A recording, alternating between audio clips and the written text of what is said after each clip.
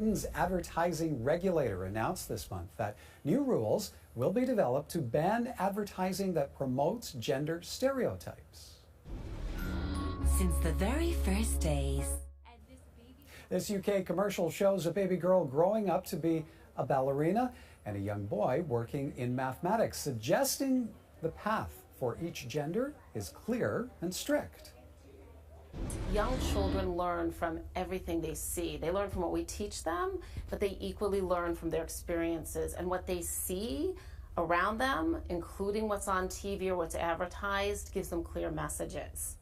Okay, Gans, what do you make of the move? Absolutely. I fully applaud this. This is a wonderful thing. If we want attitudes to change, we have to present different options for what we believe, and we also have to limit the old stereotypical views of how gender roles are established and, you know, possibilities for each gender. We take in about 80% or more of the information we experience through our eyes. So seeing things, you know, the old saying, seeing is believing, this is exactly how it is. So making sure that there are positive images of whatever, whether it's gender, race, religion, body type, whatever it is a very good move to help move our society forward. It's sort of social and cultural evolution. Susan, how important is it for parents to start these conversations at home, address stereotypes before they become a bigger issue in a child's life? I think they're fantastic conversations to have with our children, to let them know that stereotypes are really oversimplified and broad generalizations that I think then lead children to perhaps prejudge certain groups, whether, you know, race, religion, culture, those types of things. And so then I think then for them to realize we should just be learning about each person as their own unique human being then leads them to be just a lot more open to understanding and accepting differences. Well, Judy, what do children need to learn to cope with these stigmas and stereotypes day to day? Is it about questioning what's presented to them? I think it is. I think parents' job is to teach kids to look at things with a critical eye.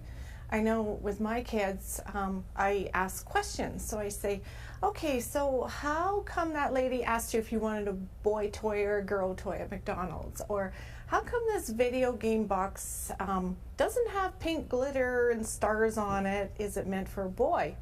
And I think we need to question those things, because boys and girls, they learn the boy code and the girl code by age 5, and they pick up what it means to be a female and a male, and they need to see themselves reflected in a lot, whether it's video gaming or whether it's STEM careers. They need to see themselves out in those advertisements too. Gans, how do you think parents counter that influence? Because we just heard Judy talk about the advertising. It's there. It's right in front of us. It's there. It's advertising. It's everywhere. And so I think it is really important that parents work with their kids, you know, right from the time they can understand language, basically, to do just like what Judy was saying, like question everything and ask about that. And we really, especially in this day and age, we really have to teach our children how to consume information. Because before, we used to have to go out and get information. Now it's just coming at us all the time. And, you know, the commercial that you showed earlier, that's really frightening to me, because the stereotypes and the gender stereotypes are so subtle and it seems so innocuous, but it's so strong because it's, you know, it's so quiet. It's like, oh, well, the girl's gonna be a ballerina, the guy's gonna go into math, right? But that image that's played over and over and over really gets embedded in kids' minds, and they believe it's true. I had a cousin who wanted to be a dentist, but he said, I don't know any black dentists. I've never seen a black dentist, so he went into medicine. You know, so it's really, really that powerful, whether it's race or gender or body type. So we really need to teach kids to think critically. Susan, do you think the rules, like the ones being developed in the UK, are they helpful? Are they necessary?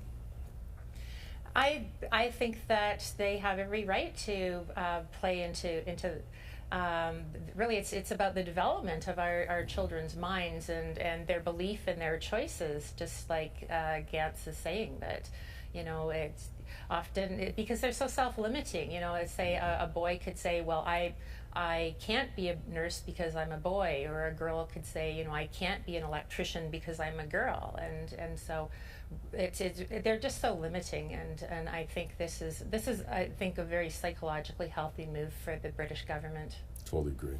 And Judy, what other changes would you like to see? I definitely think we should change advertising too, but especially for girls, for boys emotionally, but also for girls.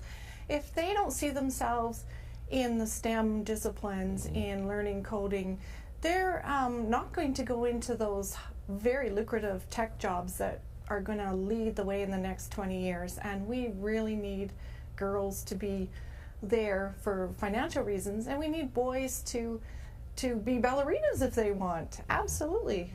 Well, and I think we need girls to add their special, unique view of life to the different disciplines, whether it's, you know, all the STEM disciplines and, you know, the boardroom as well, because they've got a different perspective, because they have a different experience.